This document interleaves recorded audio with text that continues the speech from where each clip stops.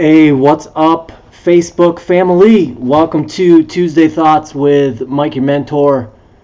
Just getting in from boxing, so excuse me for being on here a little later than I normally want to. I hope your week is off to a good start. Mine is. I'm busy. Busy with life, busy with work. So I'm probably getting about, if I'm lucky, 4 or 5 hours of sleep a night. Don't feel sorry for me. Just got a lot going on, which isn't necessarily a bad thing. I put myself in this position, but we're gonna grind and get through it. So the whole premise behind Tuesday Thoughts is to talk about things that affect us as men, and ways that we can be better fathers, better husbands, better friends, better leaders in our community. Because I believe very strongly that as men, we have a higher calling on our lives. And the world is the way that it is because we haven't lived up to this higher calling that we have as husbands, as fathers, as friends, as leaders in our community, for a multitude of reasons. And, with my own story and my own struggles of trying to figure out what manhood looked like, and personally, I think that there's something significant missing from Western society these days, in the world in general, and that is this concept of honor. And what does that look like? What does that even mean? And that's another topic for another night. But if we can understand what it truly means to honor somebody, and then if we can find a way to bring that into our families and bring that into our everyday lives with the people we interact with, it's going to change a lot of things. But we're not able to rise up to the challenge as men if we're not willing to take accountability and responsibility for ourselves and the different things we've been fortunate enough to have placed in our possession to steward, right? Our families, our marriages, our jobs, and our communities. So I want to talk to you tonight about wounds and emotional wounds of a man. See, from a young age, men are taught that we need to take our feelings and we need to stuff them down and keep them bottled up inside. And we need to lie to other people and lie to ourselves about what we think and how we feel. Now, we're not necessarily told straight up like to lie, but it's kind of an unspoken word or belief that we take upon ourselves as men, because of these things, right?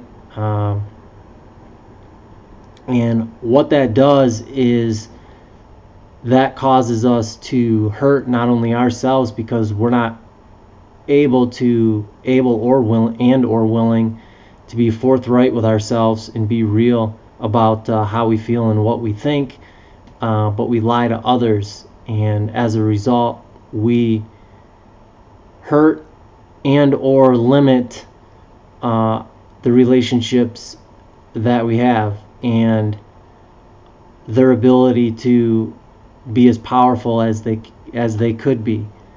So we walk around wearing these masks.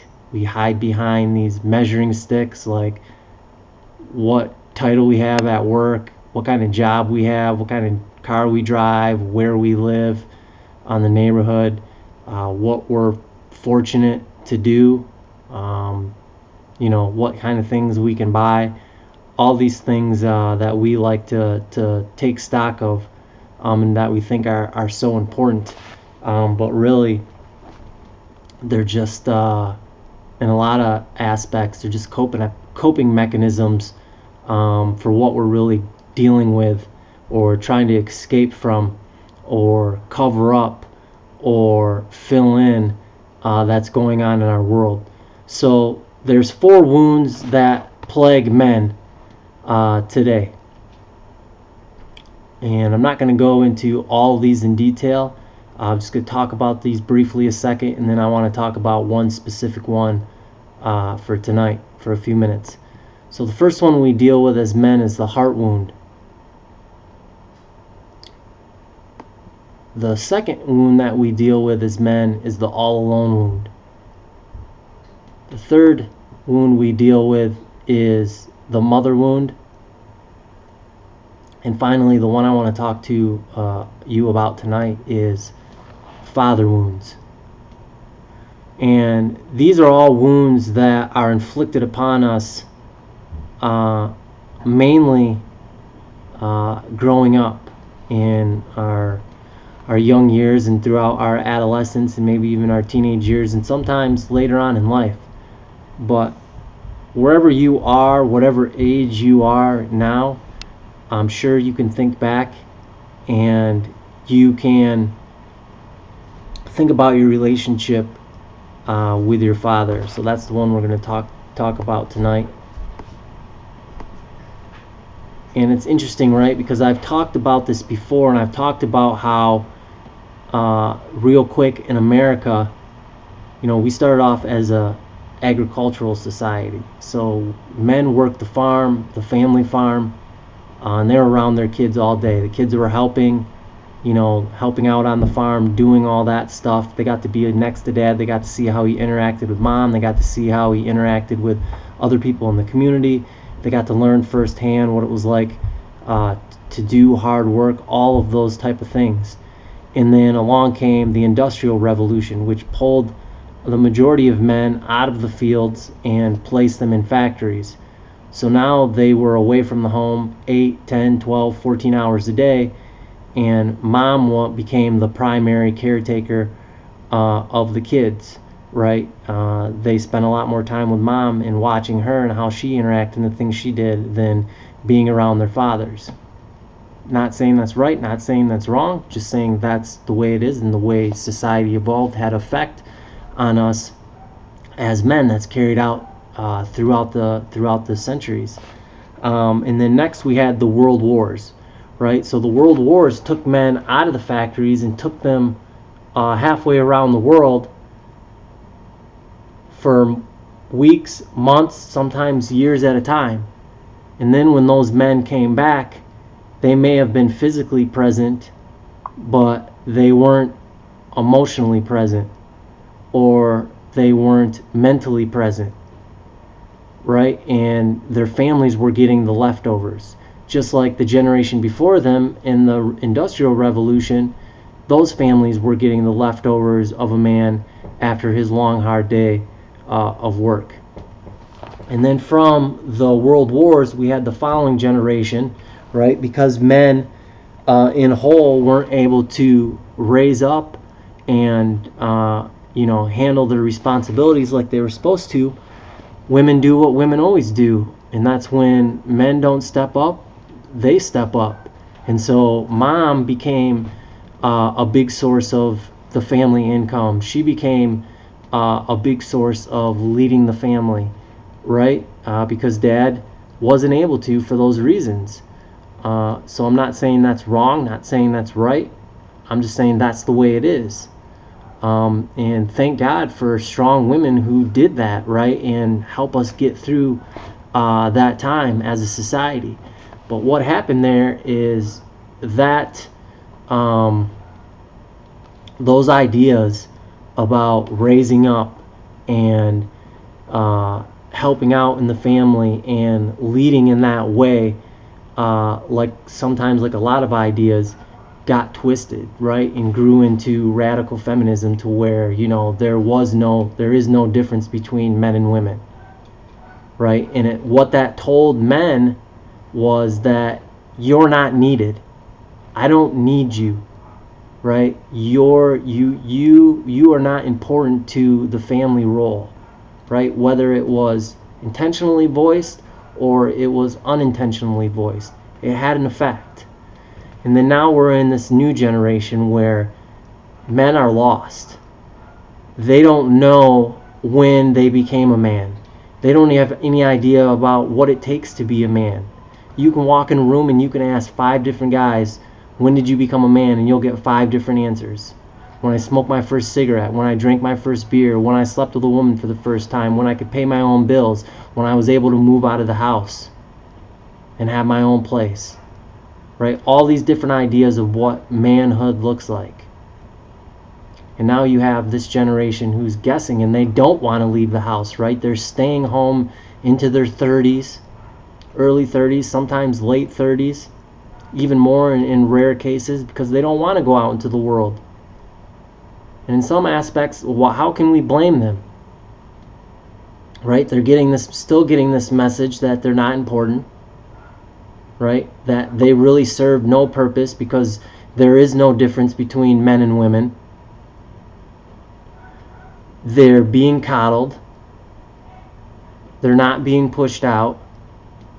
We have low expectations of them. All these things and a multitude of other things that add to this problem. Right?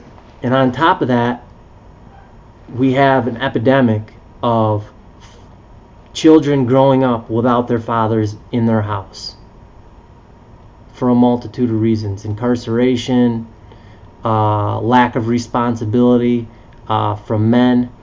And it's almost like this unintended curse that's been passed down from generation to generation, and it just continues to get worse and worse and worse. Because the fact remains that only one man can bestow manhood on another man. Just like only one woman can bestow womanhood on another woman. I can't teach my daughter I can give my daughter ideas about what it means to be a woman, but I can't show her that. I can't teach her that. That has to come from her mother and her relationship with her mother. Just like my wife can talk to my son about characteristics of being a man, but she can't show my son what it means to be a man. She can't teach him directly what it means to be a man. She can't bestow manhood on him. And so we have all these young men, these boys that are growing up without these fathers in their household. And so where do they look? They look to their environment. And what do they see? We see men out here acting like a bunch of idiots. Womanizing, drinking themselves crazy, doing drugs like crazy, right? All these addictions, all these vices, all these things. Because they have holes in their heart. They have wounds from their fathers because their fathers weren't in their lives and didn't show them these things. And I don't care, like, they don't have to say anything. I've been around hundreds of men, and it's the same every single time. And God bless you if you grew up in a household where your father was there and he was a good example. You're the exception.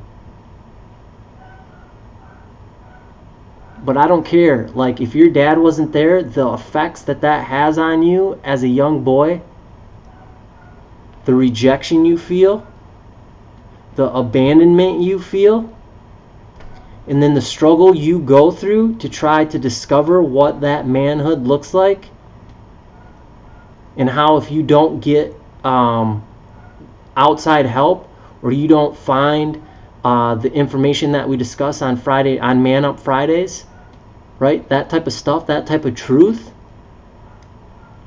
man, you burn a lot of bridges, you break a lot of hearts, you do a ton of damage to other people and to yourself. And some guys never find that. They never heal that wound. And I know what that's like because that was my story, right? My father was in and out of prison till I was 10 years old. My mom would take me there, see him, sit across the glass, talk to him. He'd say how sorry he was when he was going to get out. He was going to be a part of our lives. He was never going to go back.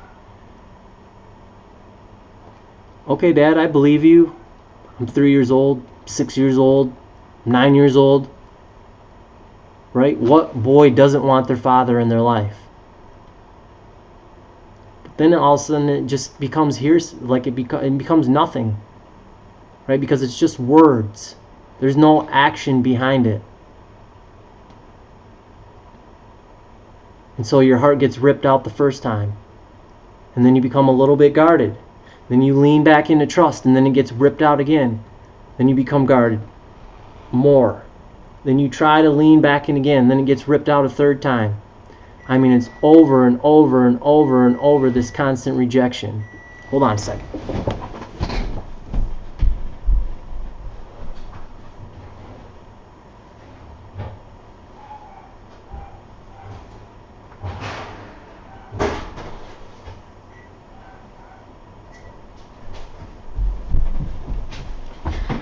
I'm back. All right. So you're going through these ups and downs, right? And maybe you didn't experience that of your dad coming in and out of your life like I did. I mean, and it just wasn't till I was 10. It was till I was 23 years old and he finally passed away. And then it was final. Maybe your dad just left once and disappeared and never came back. I mean, some people have no idea what that does to a young boy, what that does to a man. Or maybe your dad was there in your house, but maybe he was an SOB, right? He had a drinking problem, or he had a drug problem, or he was just angry about where he worked, and he came home and the family experienced that, right? They experienced his own disappointment in his own life and how that turned out. And so these boys, they see this image of these men, this father figure, and how he treats mom. And then they grow up to treat women the same way. Or they go completely the opposite direction. And they bend over backwards, and they have no backbone, and they can't say no. They can't stick up for themselves. And then they're trying to find their way back to a healthy middle and what that looks like.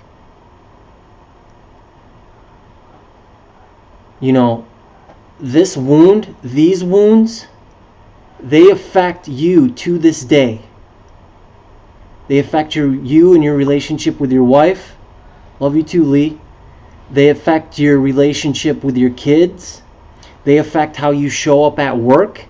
It affects how you deal with people in your community. Don't kid yourself, man. But because as men, we're taught not to feel, not to admit what we're thinking, we stuff it back down and we don't go there. It's like, And then as soon as someone brings that up, as soon as it starts to get a little uncomfortable, I get it. Because we get conditioned like that. It's like, okay, it's too much. I got too close, so I got to pick up the bottle, or I got to medicate somehow. I got to cope. I got to do something to make myself feel better, because that hurts too much. I mean, I get that. My thing, I was a womanizer from a young age. That's what I ran to, girls. Girls made me feel good. Attention from girls, physical touch from girls, all that stuff. That was my medication. But it wasn't until I got older and I got exposed to this and this truth, right? And all these dots started connecting in my life. And I was able to say, okay, like, this is some hard shit. And I gotta go face this. And if I want to show up in my marriage that I almost blew up, if I want to show up in my kid's life and be the best father that I can be, like my dad wasn't, if I want to make something out of my life, I got to deal with this stuff. So I don't know how else to say it to you, but it was like, okay, it's time to put up or shut up. It's time to really man up, to face this thing. Man, and it was scary. I couldn't imagine trying to have to do that on your own, right? And I was fortunate to have a group of guys that I could do this with, that were all facing their own wounds and dealing with their own stuff. Right? And that's why I encourage you guys that it's the utmost important. You will never do something better for yourself as a man. Thanks, Marissa. Appreciate that.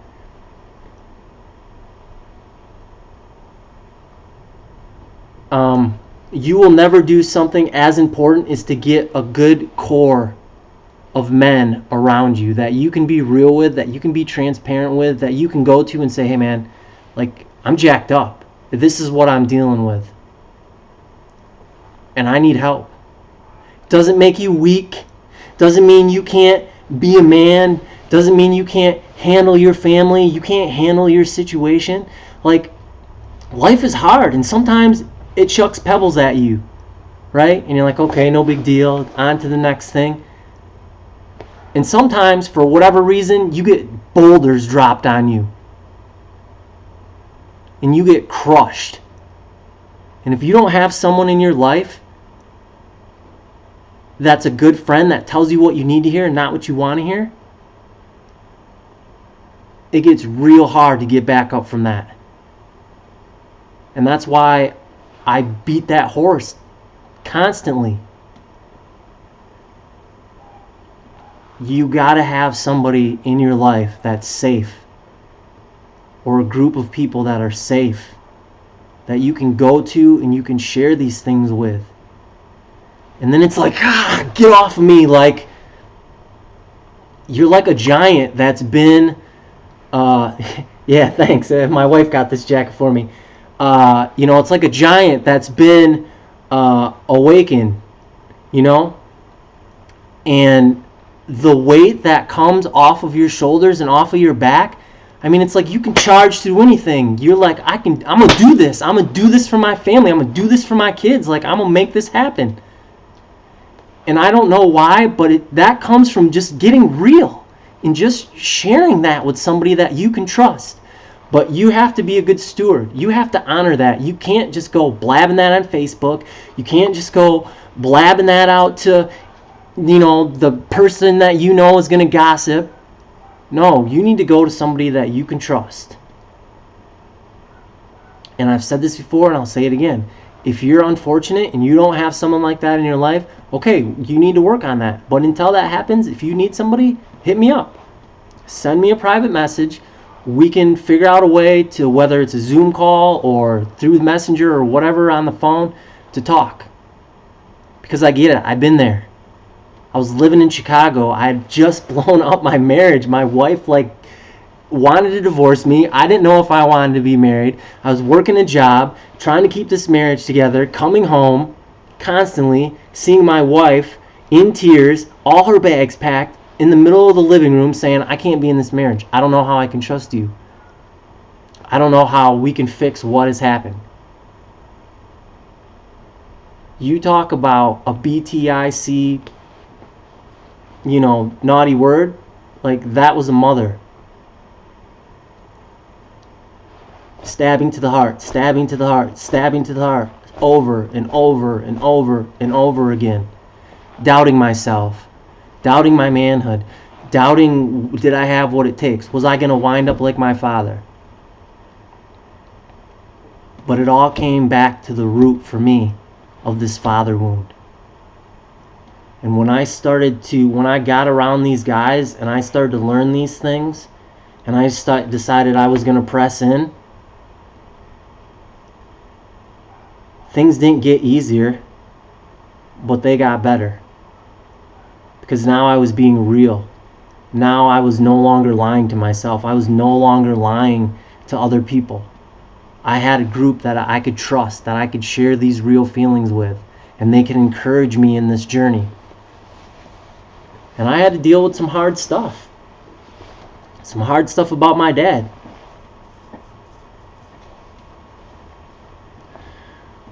But I couldn't sit here and I couldn't tell you guys this stuff, and I couldn't be this transparent. I couldn't be this open. I couldn't be this encouraging if I wouldn't have been willing to face that and to deal with that. And man, there was a lot of hurt, a lot of tears.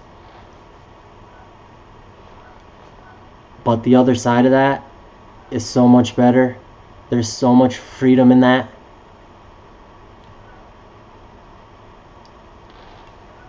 I don't even know what to compare it to. I just hope you hear me. I hope you hear my encouragement. Right? So I'm going to wrap this up, but let me give you some practical steps here on how you deal with this. Okay? First and foremost, you got to ask God to show you the root of this thing. If you think you have a father wound, where did this first enter into your life? What was it? Maybe you can already put your finger on it. Maybe you know it was like this day my dad did this thing, and I made this vow inside of myself that I was never going to experience that again, or no one was ever going to do this to me again, right? But if you don't know, you got to ask. And see, that's the thing, like, God is so loving, He will show you that because He cares about you and He wants you to be able to deal with that and put that to rest. And then once you discover that, once you put your finger on that word honor, you got to live that out for yourself. So how can you do that? This is what it's looked like for other men and for myself. So first for other men, because my father wasn't alive when I had to deal with this stuff. But if your father's alive, you need to go to your father. And you need to lovingly and respectfully and out of honor talk to him about that. You need to have some courage, right? Because it's going to be hard. And I can't promise you what your father's going to say. Maybe he'll deny it. Maybe he won't want to talk about it. That's not a reflection of you. That's a reflection of him and what he's dealing with. But if you want to get free from this, if you want to fix this, because it's not just you on the line. This is your family. This is your marriage. This is your legacy. This is going to affect your kids' kids, their kids. Like, this is some serious family tree business here. So you go to him and you talk to him about it. And if there needs to be some forgiveness there, ask him for it. He may say no. He may say he doesn't forgive you, or maybe you don't forgive him. I would hope that you would. But just the act of doing that will start to release you. And will allow for that freedom to come in. If you can't meet with your dad, right, for whatever reason, write him a letter. That is my preferred method. And we'll talk about mother wounds next week, but that's what I had to do with my mom. Like, because I knew, like, if we started to talk, like, I wouldn't be able to express myself fully. I wouldn't be able to get it all out. And that's what matters, right? So I had to write my mom a letter. So you could write your dad a letter. And then if you have somebody in your life that you trust, maybe, or your wife, or a good friend, have them read the letter and just say, hey, like, am I expressing this in love and in honor? And if they agree with you, okay, hand the letter over. If it's not, if there's a lot of disrespect, a lot of, I would just say a lot of disrespect, because it's okay to be a little emotional, right? Angry, things happen. But if there's disrespect in that, then you probably need to put the letter down for a day or two and then come back to it. And then finally, if your father's not alive like mine wasn't, I would suggest you still write him a letter, right? And say all the things that you would say if he was still here. And through one of those three methods, you'll release all that junk. I don't know why. I can't explain why. I just know every single time I've seen it in my own life, and I've seen it in hundreds of men's lives, it happens. But you got to have the courage to do it. You got to be brave enough to face it. So yeah, this one a little longer than what I thought tonight. Didn't know all that was going to be in there. But yeah, that's Tuesday Thoughts with Mike, your mentor. But I mean this, right? If you need someone to talk to, I'm here. If you need someone to reach out and be like, hey man, I heard what you were talking about the other day, and I'm struggling with that, and I need some help with that. Like, what do you suggest? I'm here for you. Why? Like, you may be watching this and I don't even know, like, we've never even met in person. That don't matter, man. Like, I love you. Like, I know that might sound crazy, but I do, because I know what that's like to be in that spot and to want some help, right? To want to be the best father you can, to want to be the best husband you can, to want to be the best friend you can, the best person that you can be, and not knowing how. And you're just out there wandering, struggling, trying to make that way. And if you can learn from my mistakes and I can take what I've learned and share it with you, then it's all gravy, baby. Don't know how else to say it. So yeah, hit me up. I love you guys as always, and we'll see you here tomorrow night for Wednesday Wisdom. You're welcome, Martin. Take it easy, brother. Good night.